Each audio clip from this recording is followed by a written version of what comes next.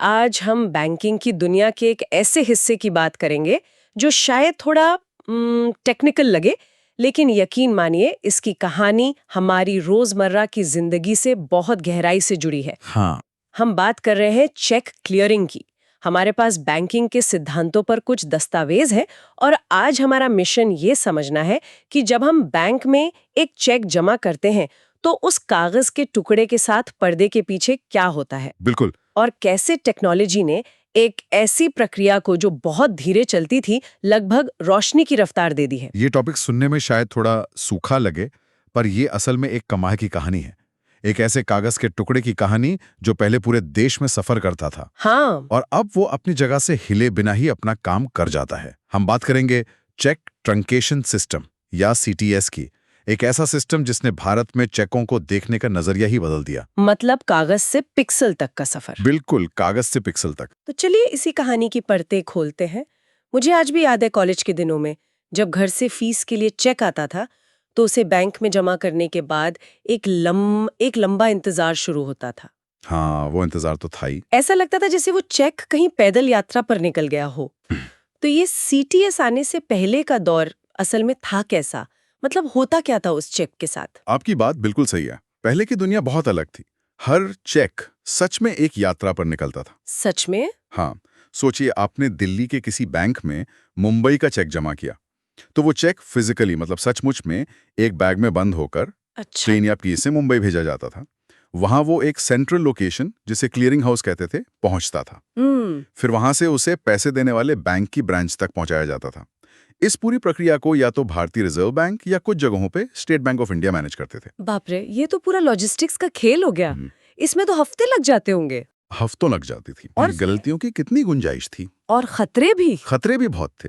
Check खो गया, बारिश में भीग कर खराब हो गया, या रास्ते में किसी ने उसके साथ छेड़छाड़ कर दी, ये सब आम बातें थी। अच्छा। बाद में जब बैंकों ने कोर बैंकिंग सॉल्यूशंस यानी सीबीएस अपनाया तो स्पीड क्लियरिंग जैसी कुछ चीजें आईं, लेकिन असली समस्या तो वही थी। चेक का फिजिकल सफर। बिल्कुल, चेक का भौतिक सफर। एक अनुमान है कि इस पुराने सिस्टम पर सालाना करोड़ों रुपए सिर्फ चेकों को एक जगह से दूसरी जगह पहुंचाने में खर्च होते थे। करोड़ों रुपए? हाँ, सोचिए रोज हजारों गाड़ियां देश भर में सिर्फ कागज के टुकड़े ढो रही थी। और फिर इस पूरी व्यवस्था को बदलने के लिए आया चेक ट्रंकेशन सिस्टम, सीटीएस। यहाँ से चीजें वाकई दिलचस्प हो जाती हैं। ठीक है। ट्रंकेशन, इसका मतलब क्या है? कुछ काटना। आपने बिल्कुल सही पकड़ा। ट्रंकेट का मतलब ये है किसी चीज को छोटा कर देना या काट देना, और यहाँ हम चेक के भौतिक सफर को काट रहे हैं। अच्छा। आरबीआई ने 1 फरवरी 2008 से इसे लागू किया और इसका मूल सिद्धांत बहुत सरल था। चेक की यात्रा को जितनी जल्दी हो सके रोक दो। तो कैसे?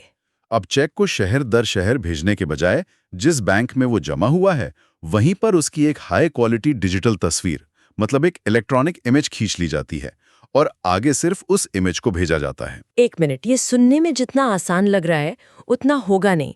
मतलब हमारे देश में जहाँ एक असली दस्तावेज की 100 कॉपी मांगी जाती हैं, वहाँ एक डिजिटल फोटो को असली चेक कैसे मान लिया गया? इसके लिए तो कानूनी तौर पर बहुत बड़ी तैयारी करनी पड़ी होगी। बहुत ही बड़ा सवाल है ये, और यही इस सिस्टम की सबसे बड़ी कामयाबी है। इसके लिए बाकायदा एक कानूनी ढांचा तैयार किया गया। Negotiable instruments act 1881, IT act 2000, मतलब 100 साल से भी ज्यादा पुराने कानूनों में बड़े बदलाव किए गए। अच्छा। इन बदलावों के जरिए ये तय किया गया कि चेक की इलेक्ट्रॉनिक इमेज को कानूनी तौर पर असली चेक के बराबर ही माना जाएगा। वो अदालत में सबूत के तौर पर भी मान्य होगी। कमाल है। लेकिन यहाँ एक सवाल और उठता है, अगर इमेज ही सब कुछ है तो कोई भी अपने फोन से चेक की फोटो खींचकर क्यों नहीं भेज सकता? यहीं पर सिस्टम की सुरक्षा आती है। कानून के अनुसार चेक की इलेक्ट्रॉनिक इमेज सिर्फ और सिर्फ बैंक या क्लियरिंग हाउस ही बना सकते हैं। मतलब आम आदमी नहीं? नहीं, चेक देने वाला या जिसे चेक मिला है वो भी नहीं। ऐसा इसलिए ताकि ये सुनिश्चित हो कि इमेज के साथ कोई छेड़छाड़ ना हो और वो एक सुरक्षित माहौल में बनाई जाए। और असली चेक का क्या होता है फिर? एक बार इमेज बन गई तो असली कागजी चेक को जमा करने वाला बैंक अपनी कस्टडी में सुरक्षित रख लेता है और आगे का सारा काम बिजली की रफ्तार से उस डिजिटल इमेज पर होता है। तो इस सब का निचोड़ क्या निकला? बैंकों और हम जैसे ग्राहकों की जिंदगी पर इसका क्या असर पड़ा? फायदे जमीन आसमान के हैं। सबसे पहले बैंकों के नजरिए से देखिए। ठीक है। MICR यानी मैग्नेटिक इंक कैरेक्टर रिकॉग्निशन वाली महंगी मशीनों की जरूरत खत्म हो गई, और सबसे बड़ा फायदा, चेक के खोने या उससे छेड़छाड़ का जोखिम लगभग शून्य हो गया। ये तो बैंकों की बात हुई। मुझे तो ग्राहक वाले फायदे में ज्यादा दिलचस्पी है। ग्राहकों के लिए सबसे बड़ा फायदा है रफ्तार। स्पीड। हाँ, स्पीड। जहां पहले दूसरे शहर का चेक क्लियर होने में 15 दिन से 1 महीना तक लग जाता था, अब वो काम ज्यादा से ज्यादा अगले दिन हो जाता है। ये तो बहुत बड़ा बदलाव है। बहुत बड़ा। छोटे व्यापारियों के लिए कैश फ्लो मैनेज करना बहुत आसान हो गया। और एक और बड़ा फायदा ये हुआ कि इस सिस्टम के लिए पूरे देश को 3 ग्रिड में बांट दिया गया, उत्तरी, पश्चिमी और दक्षिणी। तो उससे क्या हुआ? नतीजा ये हुआ कि एक ही ग्रिड के अंदर किसी भी शहर का चेक जमा करने पर लगने वाला outstation cheque collection charge पूरी तरह से खत्म हो गया। अरे हाँ, मुझे याद है वो चार्जेस लगते थे। ये तो बहुत बड़ी राहत थी। चलिए अब जरा इस प्रक्रिया की गहराई में उतरते हैं। मान लीजिए मैंने बैंक काउंटर पर एक चेक दिया। उस पल से लेकर मेरे अकाउंट में पैसे आने तक पर्दे के पीछे वो डिजिटल इमेज क्या-क्या सफर तय करती है? ये प्रक्रिया बहुत व्यवस्थित है। इसे कुछ आसान स्टेप्स में समझते हैं। ठीक है। पहला स्टेप होता है प्रेजेंटिंग बैंक में, यानी वो बैंक जहां आपने चेक जमा किया। यहां चेक की 3 अलग-अलग इमेज ली जाती हैं। 3 इमेज एक से काम नहीं चलता क्या? अच्छा सवाल है। हर इमेज का अपना मकसद होता है। एक होती है ग्रे स्केल इमेज, जो लिखावट को सबसे साफ दिखाती है। अच्छा। दूसरी होती है ब्लैक एंड व्हाइट इमेज, जो स्टैंप और बाकी निशानियों को बेहतर कैप्चर करती है। और तीसरी इमेज? चेक के पीछे की होती है, ये देखने के लिए कि वहां कोई एंडोर्समेंट तो नहीं है। इसके साथ ही MICR बैंड की जानकारी भी मशीन पढ़ लेती है। फिर बैंक इन सब पर अपना डिजिटल सिग्नेचर लगाकर इन्हें एक सुरक्षित डिजिटल फाइल में बंद करके क्लियरिंग हाउस को भेज देता है। और ये क्लियरिंग हाउस क्या करता है? ये एक तरह का ट्रैफिक कंट्रोलर है क्या? बिल्कुल। क्लियरिंग हाउस एक तरह का सेंट्रल स्विच है, जो दिन भर में आए लाखों चेकों की इमेज को सॉर्ट करता है और उन्हें सही सही भुगतान करने वाले बैंक तक पहुंचाता है। तो अब गेंद पैसे देने वाले बैंक के पाले में। हाँ, ये तीसरा स्टेप है, पेमेंट प्रोसेसिंग। भुगतान करने वाला बैंक जैसे ही ये डिजिटल फाइल रिसीव करता है, उनका सिस्टम इमेज और डेटा की जांच करता है। वो देखते हैं कि अकाउंट में पैसा है या नहीं, हस्ताक्षर मेल खा रहे हैं या नहीं। और अगर कोई गड़बड़ हुई, जैसे साइन मैच नहीं हुए, तो वो चेक को इलेक्ट्रॉनिक रूप से ही रिटर्न कर देते हैं, कारण बताकर। ये सब कुछ उसी दिन हो जाता है। और दिन के अंत में आता है आखिरी स्टेप, जिसे सेटलमेंट कहते हैं। के पास उनके अकाउंट्स के जरिए हो जाता है। ये पूरी प्रक्रिया पब्लिक की इंफ्रास्ट्रक्चर यानी PKI नाम की एन्क्रिप्शन तकनीक से सुरक्षित होती है। PKI ये क्या है? इसे ऐसे समझिए कि PKI एक डिजिटल ताला चाबी का जोड़ा है। भेजने वाला बैंक इमेज को एक ऐसे डिजिटल बक्से में बंद करता है, जिसे सिर्फ पाने वाले बैंक की खास डिजिटल चाबी से ही खोला जा सकता है। मतलब रास्ते में से कोई और खोल ही नहीं सकता? बिल्कुल नहीं। ठीक है, तो ये सिस्टम तेज और सुरक्षित तो है, लेकिन अब जब असली चेक भुगतान करने वाले बैंक तक पहुंच ही नहीं रहा, तो इसका मतलब है कि जिम्मेदारियों में भी बड़ा बदलाव आया होगा। हाँ, ये इस सिस्टम का सबसे अहम पहलू है। जिम्मेदारियां पूरी तरह से बदल गई हैं। तो ग्राहकों के लिए क्या बदला? अब ये बहुत जरूरी हो गया है कि चेक लिखते वक्त कुछ बातों का खास ध्यान रखें। हमेशा CTS 2010 स्टैंडर्ड वाले चेक का इस्तेमाल करें। गहरे रंग की स्याही वाले पेन से साफ साफ लिखें। और वो जो लोग अक्सर चेक पर काट पीट कर देते हैं या ओवरराइटिंग कर देते हैं, उसका क्या? CTS में इसकी सख्त मनाही है।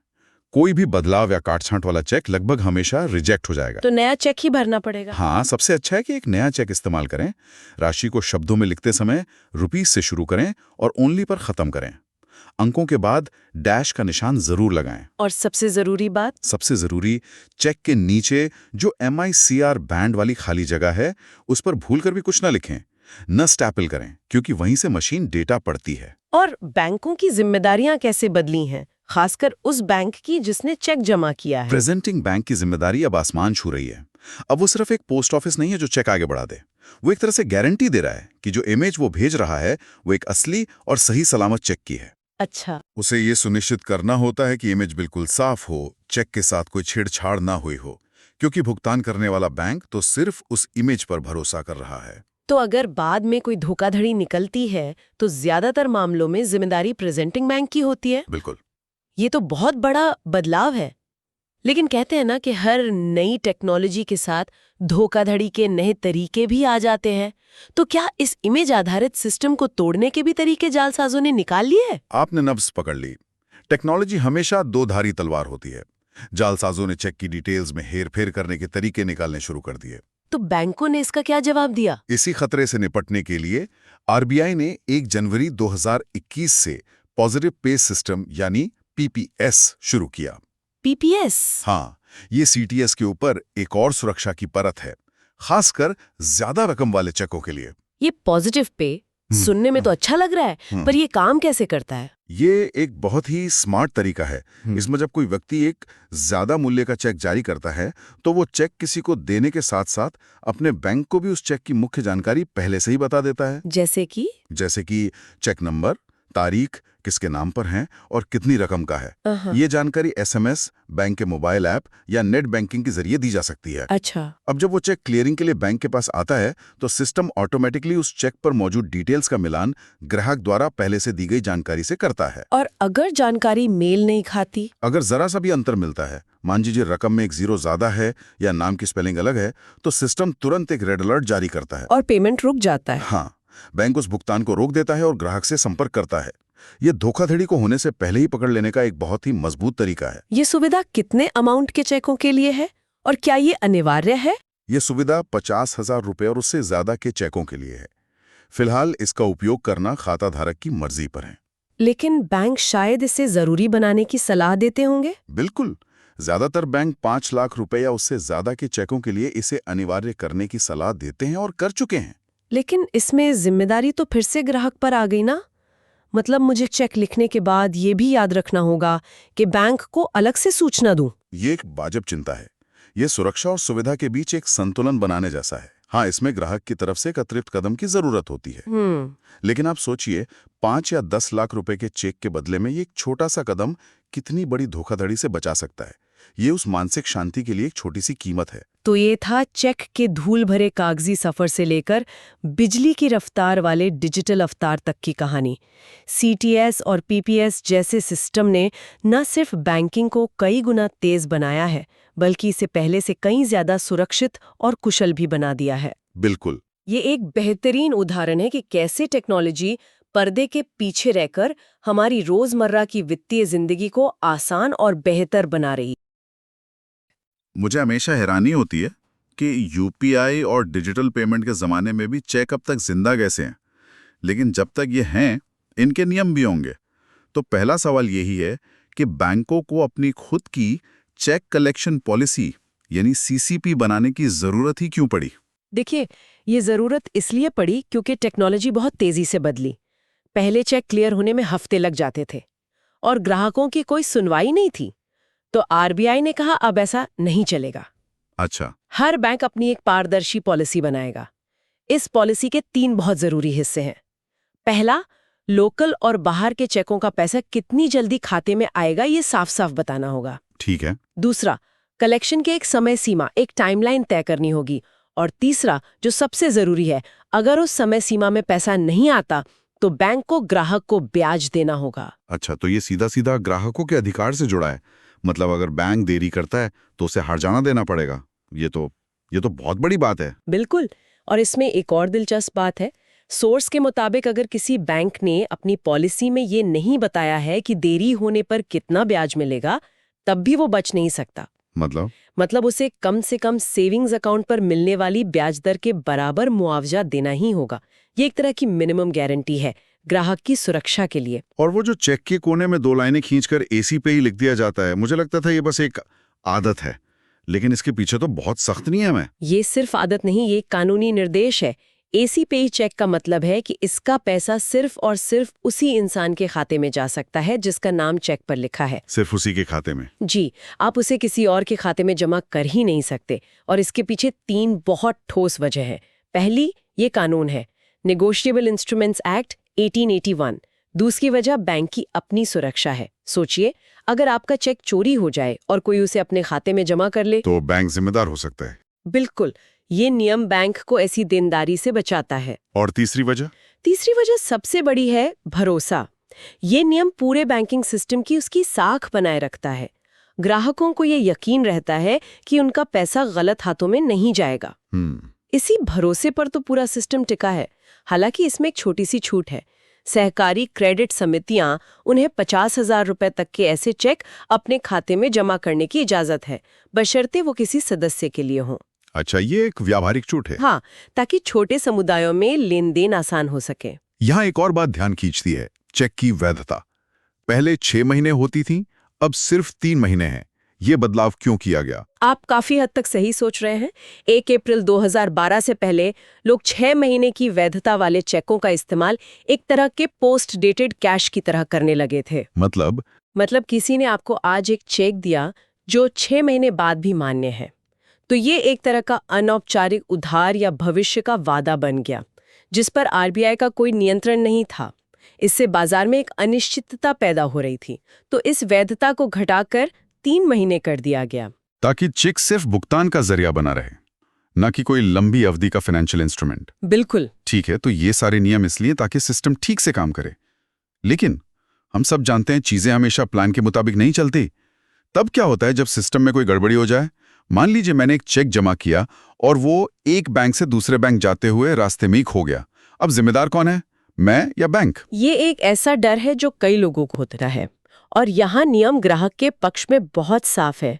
अगर चेक ट्रांजिट में खो जाता है तो इसकी पूरी जिम्मेदारी कलेक्शन करने वाले बैंक की है, ग्राहक की नहीं। बिल्कुल नहीं। ग्राहक की कोई जिम्मेदारी नहीं है। बैंक को सिर्फ ग्राहक को बताना ही नहीं होता, बल्कि उसे डुप्लीकेट चेक जारी करवाने में भी मदद करनी पड़ती है। अच्छा। हाँ, और अगर इसमें कोई खर्चा आता है, जैसे स्टॉप पेमेंट का चार्ज, तो वो भी बैंक को ही देना पड़ता है। ये ग्राहक के लिए बहुत बड़ी राहत है। वैसे आजकल तो चेक ट्रंकेशन सिस्टम है, जहां चेक की फिजिकल कॉपी भेजने के बजाय सिर्फ उसकी डिजिटल इमेज भेजी जाती है। क्या उससे ये खोने का खतरा कम नहीं हुआ है? बहुत हद तक कम हुआ है। सीटीएस ने इस प्रक्रिया को बहुत सुरक्षित और तेज बना दिया है, लेकिन आज भी खासकर ग्रामीण और अर्धशहरी इलाकों में बहुत सारे चेक फिजिकली मूव करते हैं। सही बात है। तो ये नियम आज भी उतना ही प्रासंगिक है। टेक्नोलॉजी ने जोखिम कम किया है, लेकिन खत्म नहीं किया। चेक में विश्वास बनाए रखना एक बात है, लेकिन जब हम असल नोटों की बात करते हैं, यानी कैश, तो सुरक्षा का स्तर बिल्कुल ही अलग दुनिया में पहुंच जाता है। ऐसा लगता है जैसे हर बैंक के अंदर एक किला बना हुआ है। कह सकते हैं। सोर्स में कैश हैंडलिंग की प्रक्रिया किसी थ्रिलर फिल्म की स्क्रिप्ट जैसी लगती है, खासकर वो स्ट्रांग रूम वाला हिस्सा। बिल्कुल। यहाँ एक सिद्धांत काम करता है जिसे कहते हैं ड्यूअल कस्टडी या दोहरी अभिरक्षा। ड्यूअल कस्टडी सुनने में बहुत तकनीकी लगता है, लेकिन इसका मतलब बहुत सरल है। तिजोरी की चाबियां हमेशा 2 अलग-अलग अधिकारियों के पास होती हैं। 2 लोगों के पास? हाँ, आमतौर पर एक मैनेजर और एक हेड कैशियर। कोई भी एक व्यक्ति अकेले स्ट्रांग रूम को नहीं खोल सकता।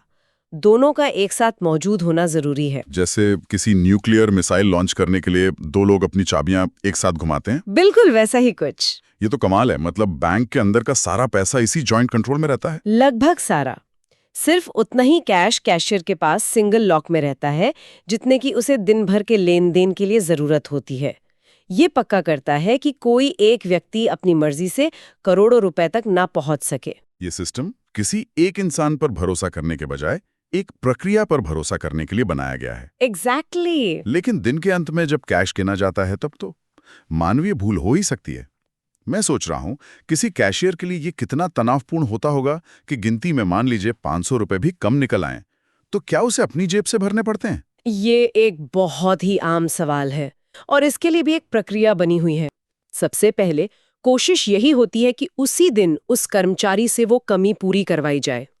लेकिन अगर ऐसा नहीं हो पाता तो उस रकम को एक अस्थायी खाते में डाल दिया जाता है, जिसे सस्पेंस अकाउंट कहते हैं, और कर्मचारी को एक वाउचर के पीछे दस्तखत करने होते हैं। अच्छा, मतलब ये कमी की एक औपचारिक स्वीकृति है। बिल्कुल। और अगर बाद में पता चले कि किसी ग्राहक को गलती से कम पैसे दिए गए थे और वो शिकायत लेकर आता है? उसके लिए भी एक सिस्टम है।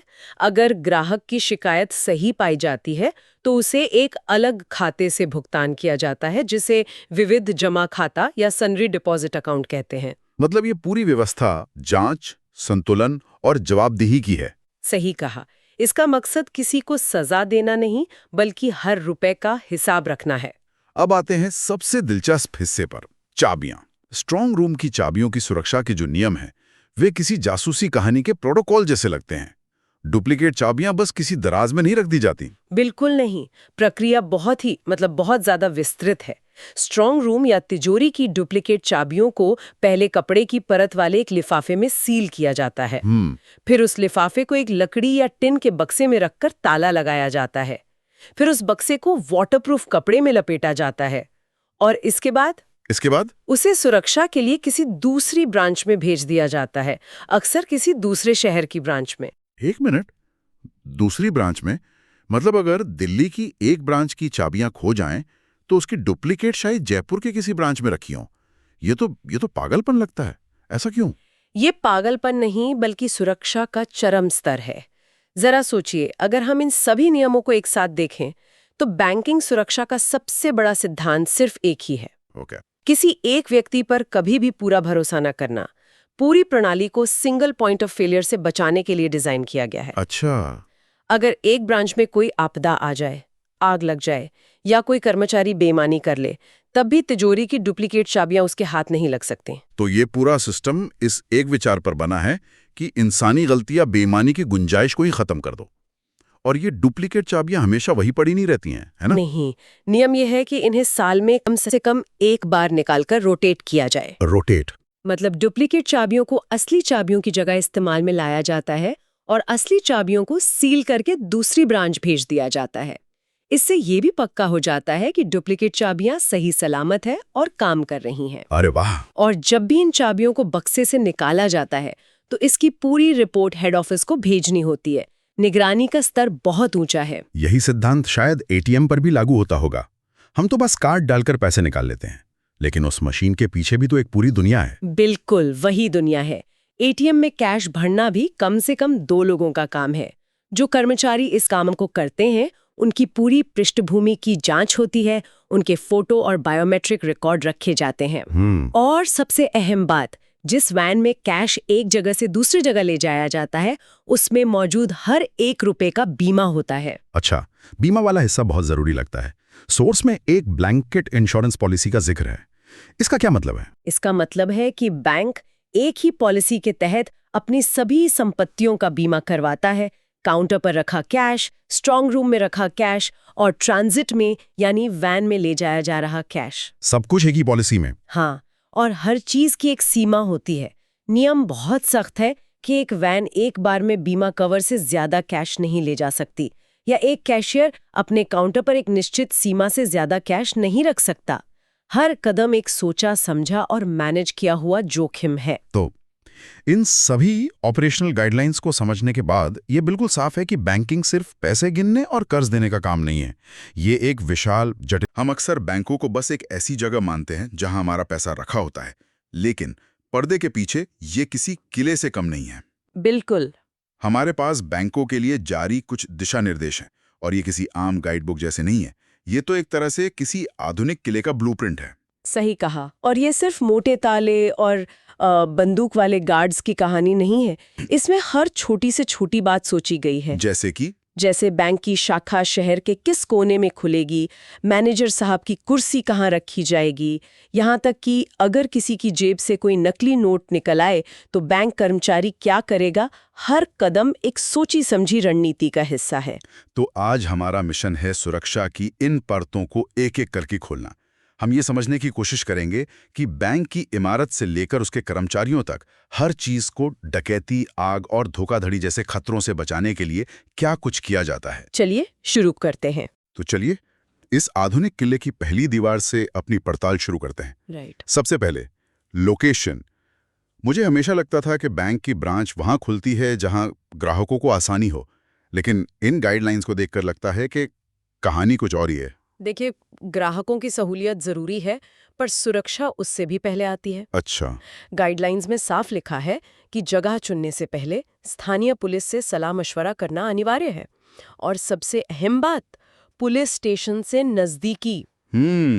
ये तो समझ आता है। मतलब अगर कोई विपत्ति आए तो मदद जल्दी पहुंच सकती है। बिल्कुल।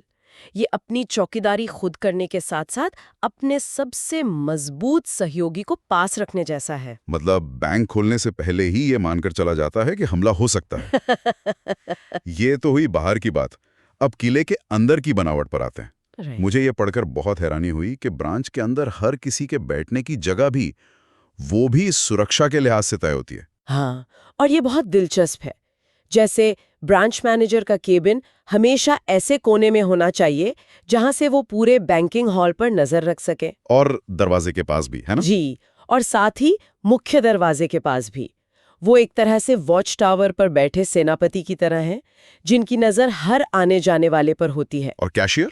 वहीं दूसरी तरफ कैशियर का केबिन दरवाजे से ज्यादा दूर रखा जाता है, ताकि अगर कोई अपराधी अंदर घुस भी आए तो वो सीधे कैश तक ना पहुंच पाए। बिल्कुल, उसे मैनेजर और बाकी स्टाफ से गुजरना पड़ेगा। और सबसे अहम, स्ट्रांग रूम या तिजोरी, उसे तो जैसे गायब भी कर दिया जाता है। हाँ, उसे आम जनता की नजरों से पूरी तरह छुपा कर रखना होता है। वो किले का वो खजाना है जिसके बारे में सिर्फ चुनिंदा लोगों को ही पता होना चाहिए। ये तो हुई बनावट की बात, लेकिन दीवारों को मजबूत बनाने के लिए क्या किया जाता है? मैंने पढ़ा कि दरवाजों पर कई परतें होती हैं। हाँ, इसे आप किले के कई फाटकों की तरह समझ सकते हैं। सबसे बाहर एक शटर गेट, ठीक है। उसके अंदर एक और कोलैप्सिबल गेट जिसमें सिर्फ 18 इंच की एक छोटी सी ओपनिंग होती है। 18 इंची क्यों? कोई खास वजह? इसकी वजह ये है कि वो जगह इतनी ही बड़ी होती है कि एक बार में सिर्फ एक इंसान अंदर या बाहर जा सके। अच्छा, ताकि भीड़ एक साथ अंदर ना घुस पाए। जी, और खिड़कियों और रोशनदानों पर भी स्टैंडर्ड ग्रिल लगाना जरूरी है। और अगर किसी खिड़की की जरूरत नहीं है तो उसे ईंटों से चुनवाकर बंद करने का निर्देश है। कोई कमजोर कड़ी छोड़नी ही नहीं है। अरे वाह, ये तो बिल्कुल फिल्मों जैसा लगता है, जहां हीरो एयर कंडीशनिंग डक्ट्स या एग्जॉस्ट फैन के रास्ते अंदर घुस जाता है। मतलब ये असल में भी एक खतरा है। बिल्कुल है, और बैंक इस बात को गंभीरता से लेते हैं। इसीलिए इन दिशा निर्देशों में साफ कहा गया है कि एसी डक्ट्स या एग्जॉस्ट फैन जैसी जगहों को आरसीसी वर्क से मजबूत किया जाए। आरसीसी वर्क मतलब कंक्रीट और सरियों की मजबूत ढलाई, जिसे तोड़ना लगभग नामुमकिन होता है, या फिर स्टील की मोटी प्लेटें लगाकर उन रास्तों को ब्लॉक कर दिया जाता है। कमाल है। यहाँ तक कि गार्ड्स की बंदूकें और कारतूस भी किसी आम अलमारी में नहीं, बल्कि खास तौर पर बने मेटल के गन कैबिनेट में रखे जाते हैं। तो हमने इस इलाके की बाहरी और भीतरी दीवारें देख लीं, जो ईंट, पत्थर और स्टील से बनी हैं। लेकिन आज के डिजिटल युग में सिर्फ मजबूत दीवारें काफी नहीं होंगी। तकनीक यहाँ क्या भूमिका निभाती है? तकनीक यहाँ डिजिटल पहरेदारों की एक पूरी फौज की तरह काम करती है। हाँ, मैंने एक पूरी लिस्ट देखी। CCTV, X ray scanner, sensor, electronic lock, hotline, auto dialler, time lock. ये तो किसी जासूसी फिल्म के उपकरणों जैसी लगती हैं। हाँ, और इन्हें हम 3 हिस्सों में बांट सकते हैं। कुछ पहरेदार है नजर रखने के लिए, जैसे सीसीटीवी। ठीक है। कुछ है घुसपैठ रोकने के लिए, जैसे सेंसर और इलेक्ट्रॉनिक लॉक, जो किसी भी अनचाही हरकत पर अलार्म बजा देते हैं। और तीसरे? और कुछ ऐसे भी हैं जो खतरे के समय खुद ही मदद के लिए बुला लेते हैं, जैसे ऑटो डायलर। वो बिना किसी इंसानी मदद के सीधे पुलिस को फोन कर देता है। और टाइम लॉक, उसका क्या काम है? टाइम लॉक एक बहुत ही मजबूत सुरक्षा कवच है। ये पक्का करता है कि बैंक के बंद होने के बाद, मतलब तय समय के बाद, कोई कर्मचारी भी तिजोरी या स्ट्रांग रूम को ना खोल सके? जी, कोई भी नहीं। ये अंदरूनी और बाहरी दोनों तरह के खतरों से बचाता है। सुरक्षा सिर्फ चोरी डकैती से ही नहीं है। एक और खतरा है जिसे हम अक्सर भूल जाते हैं, आग। हाँ, और आग एक ऐसा दुश्मन है जो स्टील के दरवाजे या मजबूत दीवारें नहीं देखता। सही बात है। इसीलिए शाखा में कम से कम 2 आने जाने के रास्ते होने चाहिए, ताकि आपात स्थिति में निकलने का एक और विकल्प हो। और फायर एक्सटिंग्विशर्स? हर जगह फायर एक्सटिंग्विशर्स होने चाहिए, जिन्हें नियमित रूप से रीफिल किया जाता हो। साथ में स्मोक डिटेक्टर भी। लेकिन सिर्फ उपकरण रखना ही तो काफी नहीं होगा, अगर किसी को उसे चलाना ही ना है तो? बिल्कुल सही सवाल है। इसीलिए कर्मचारियों को ट्रेनिंग देना और समय समय पर मॉक ड्रिल करवाना भी इन दिशा निर्देशों का एक अहम हिस्सा है, ताकि जब सच में कोई खतरा आए तो लोगों में भगदड़ ना मचे और वो शांत दिमाग से स्थिति को संभाल सकें। जी। तो अब तक हमने किले की दीवारों और उसके डिजिटल पहरेदारों की बात कर ली, लेकिन कोई भी किला बिना अपने सैनिकों के अधूरा है। यहाँ मानवीय पहलू यानी गार्ड्स और कर्मचारी कैसे काम करते हैं? गार्ड्स इस सुरक्षा व्यवस्था की अग्रिम पंक्ति हैं। शाखा कितनी संवेदनशील है, इस आधार पर तय होता है कि गार्ड हथियारबंद होंगे या नहीं। और करेंसी चेस्ट वाली शाखाओं के लिए? जिन शाखाओं में करेंसी चेस्ट होती है, यानी जहां बहुत बड़ी मात्रा में कैश रखा जाता है, वहां के नियम बहुत सख्त हैं। काम के घंटों के दौरान 2 हथियारबंद गार्ड और रात में 24 घंटे 1 हथियारबंद गार्ड। और इन गार्ड्स को भर्ती करने की प्रक्रिया भी काफी सख्त होगी। बेहद सख्त। उम्मीदवार के चरित्र और पिछले रिकॉर्ड की पूरी पुलिस जांच होती है। अगर किसी भूतपूर्व सैनिक को भर्ती किया जा रहा है तो पड़ती है एक छोटी सी चूक भी बहुत बड़ी सुरक्षा विफलता का कारण बन सकती है। सही बात है, क्योंकि खराब हथियार सुरक्षा का झूठा एहसास देता है, जो शायद ज्यादा खतरनाक है। बिल्कुल। ये भी पक्का करना होता है कि गार्ड्स के हथियार हमेशा चालू हालत में हो और उनके कारतूसों की समय सीमा ना निकली हो। अब आते हैं करेंसी चेस्ट की सुरक्षा पर। ये तो किले के अंदर का भीतरी खजाना है। हाँ, और इसे बाकी शाखा से स्टील की बैरिकेडिंग लगाकर अलग किया जाता है और हथियारबंद गार्ड को ठीक करेंसी चेस्ट के सामने तैनात किया जाता है। ये एक सामने, उसे थोड़ा दूर या किसी और जगह क्यों नहीं? ये एक सामरिक चाल है। अगर गार्ड दरवाजे के ठीक सामने होगा तो कोई भी घुसपैठिया उसे आसानी से काबू नहीं कर पाएगा। अच्छा। उसे काबू करने के लिए अपराधी को खुले में आना पड़ेगा, जिससे खतरा बढ़ जाएगा। और गार्ड के पास एक इलेक्ट्रॉनिक अलार्म का स्विच भी होता है। ये तो बहुत गहरी योजना है। मतलब ये सिर्फ गार्ड को खड़ा करने के बारे में नहीं है, बल्कि ये सोचने के बारे में है कि दुश्मन कैसे हमला कर सकता है और उसे कैसे नाकाम किया जाए।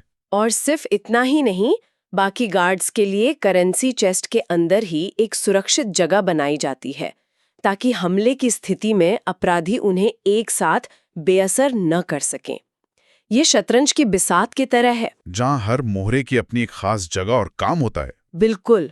तो हमने किले की बनावट, उसके डिजिटल और इंसानी पहरेदारों को समझ लिया, लेकिन रोजमर्रा के काम में, मतलब नकदी के लेन देन में भी तो कुछ नियम होंगे। हाँ, इन्हें हम रोजमर्रा की सावधानियों की संहिता कह सकते हैं। जैसे अगर कोई बड़ी रकम निकाल रहा है तो उसका भुगतान काउंटर पर सबके सामने नहीं किया जाएगा। उसे किसी बंद कैबिन में ले जाकर पैसे दिए जाएंगे। जी, स्ट्रॉन्ग रूम में या किसी बंद जगह पर। और कैश को एक जगह से दूसरी जगह ले जाने के बारे में भी कुछ खास नियम है ना? अलग रास्ता, अलग समय। अगर कोई रोज एक ही समय पर एक ही रास्ते से गुजरे तो ये अपराधियों के लिए एक खुले निमंत्रण जैसा है। मतलब बैंक का कैशियर भी हर रोज एक जासूस की तरह अलग अलग रास्तों से आता जाता होगा। कुछ वैसा ही समझ लीजिए। नियमितता को तोड़ना सुरक्षा का एक बहुत बड़ा सिद्धांत है, लेकिन इससे भी ज्यादा चतुर एक और उपाय है। वो चिन्हित करेंसी नोट वाला। हाँ, चिन्हित करेंसी नोट। मैंने भी इसके बारे में पहली बार इन्हीं दिशा निर्देशों में पढ़ा। ये क्या चीज है? ऐसा लगता है कि बैंक अपराधियों को खुद ही अपने खिलाफ सबूत ले जाने पर मजबूर कर देता है। आपने बिल्कुल सही समझा। ये एक बहुत ही चतुर मनोवैज्ञानिक चाल है। हर शाखा को कुछ नए नोटों का एक सेट रखने के लिए कहा जाता है, जिनके सीरियल नंबर, प्रीफिक्स और सफिक्स के साथ एक रजिस्टर में पहले से ही दर्ज होते हैं। और ये नोट कैशियर के पास ही रहते हैं, किसी को दिए नहीं जाते। जी, किसी ग्राहक को नहीं दिए जाते, वो बस कैश में रखे रहते हैं। तो फिर ये किस काम आता है? अगर कभी डकैती होती है तो लुटेरे बाकी कैश के साथ इन नोटों को भी ले जाते हैं। बैंक एक तरह से डकैतों के हाथों में ही अपनी ट्रैकिंग डिवाइस थमा देता है। क्या बात है। जैसे ही वो चोरी किया हुआ पैसा बाजार में आता है और ये नोट कहीं पकड़े जाते हैं तो जांच एजेंसियों को पता चल जाता है कि ये चोरी का पैसा है और वे अपराधियों तक पहुंच सकती हैं। ये तो सच में बहुत होशियारी वाला तरीका है। इससे जुड़ा एक और दिलचस्प पहलू है, रात में बैंकिंग हॉल की लाइटें चालू रखना। ये तो बहुत सरल उपाय लगता है। सरल, लेकिन बहुत प्रभावी। रात में जलती हुई लाइटों से सड़क पर गश्त कर रही पुलिस या कोई भी आम नागरिक अंदर की किसी भी असामान्य गतिविधि को आसानी से देख सकता और है। पुलिस से संपर्क बनाए रखना भी जरूरी होगा। हाँ, स्थानीय पुलिस के साथ लगातार संपर्क में रहना, उनसे इलाके के अपराधियों के बारे में जानकारी लेना, ये सब एक मजबूत सुरक्षा नेटवर्क बनाता है। चलिए, अब अपनी चर्चा के आखिरी हिस्से पर आते हैं। हमने डकैती जैसे बड़े और हिंसक अपराधों की बात की, लेकिन एक खतरा और भी है जो बहुत खामोश और आम है, नकली नोट। अगर बैंक काउंटर पर कोई नकली नोट आ जाए तो क्या होता है? ये हम में से किसी के भी साथ हो सकता है। और इसके लिए एक बहुत ही तय प्रक्रिया है, जिसे जानना हर किसी के लिए जरूरी है। सबसे पहली और जरूरी बात, उस नकली नोट के बदले आपके खाते में कोई पैसा जमा नहीं होगा। और वो नोट वापस भी नहीं किया जाएगा? नहीं, वो नोट आपको वापस किया जाएगा, क्योंकि नकली नोट चलाना एक अपराध है। तो फिर उस नोट का क्या होता है? क्या बैंक उसे फाड़कर फेंक देता है? नहीं, उसे नष्ट नहीं किया जाता। उस पर काउंटरफिट नोट यानी नकली नोट की मोहर लगाई जाती है और उसे जब्त कर लिया जाता है। और ग्राहक को सबूत के तौर पर कुछ मिलता है? हाँ, ग्राहक को एक रसीद दी जाती है जिस पर उस नोट का सीरियल नंबर लिखा होता है। ये रसीद तब भी दी जाती है भले ही ग्राहक उस पर दस्तखत करने से मना कर दे। और पुलिस को इसकी खबर कैसे दी जाती है? क्या हर एक नकली नोट के लिए एफआईआर होती है? नहीं, यहाँ भी नोटों की संख्या के हिसाब से कार्रवाई होती है। अगर किसी एक लेन देन में 4 तक नकली नोट मिलते हैं तो उसे एक अटपटा घटना माना जाता है। हाँ, और ऐसे सभी मामलों की महीने के आखिर में एक साथ एक रिपोर्ट बनाकर नोडल पुलिस स्टेशन को भेज दी जाती है। और अगर किसी के पास ज्यादा नोट मिले तो, जैसे 5 या उससे ज्यादा? अगर एक ही बार में 5 या उससे ज्यादा नकली नोट मिलते हैं तो इसे एक गंभीर मामला माना जाता है। ये किसी बड़े गिरोह का काम हो सकता है। ऐसे में बैंक अधिकारी तुरंत स्थानीय पुलिस स्टेशन में FIR दर्ज करवाते हैं। और इसकी कॉपी कहीं और भी भेजी जाती है? जी, इसकी एक कॉपी बैंक के अपने जाली नोट सतर्कता सेल को भी भेजी जाती है। जाली नोट सतर्कता सेल, ये क्या है? ये बैंक की एक खास टीम होती है जो सिर्फ नकली नोटों के मामलों पर नजर रखती है। वे ये समझने की कोशिश करते हैं कि ये नोट कहाँ से आ रहे हैं, इनका पैटर्न क्या है, ताकि बड़े गिरोहों को पकड़ा जा सके। बिल्कुल। तो अगली बार जब कोई बैंक में हो और कैशियर नोट को मशीन में 2-3 बार डाले, तो समझ जाइए कि वो सिर्फ गिनती नहीं कर रहा, बल्कि सुरक्षा की इस पूरी प्रक्रिया का पालन कर रहा है। तो आज हमने देखा कि बैंक सुरक्षा कोई एक चीज नहीं, बल्कि एक बहुस्तरीय प्रणाली है। इसमें किले जैसी भौतिक बनावट है, डिजिटल पहरेदार हैं, सतर्क सैनिक हैं और रोजमर्रा के सख्त नियम हैं। ये सामान्य ज्ञान और बेहद गहरी सामरिक योजना का एक अनूठा मिश्रण है। सही कहा। इसका सार ये है कि हर नियम, चाहे वो मैनेजर की मेज की जगह हो या एक नकली नोट से निपटने की प्रक्रिया, किसी न किसी बुरे अनुभव से सीखकर बनाया गया है। ये एक ऐसी प्रणाली है जिसे हर तरह के खतरे का सामना करने के लिए लगातार मजबूत बनाया गया है। ये सिर्फ नियमों का एक सेट नहीं है, बल्कि अनुभवों और सीखों का एक जीता जागता दस्तावेज है। बिल्कुल।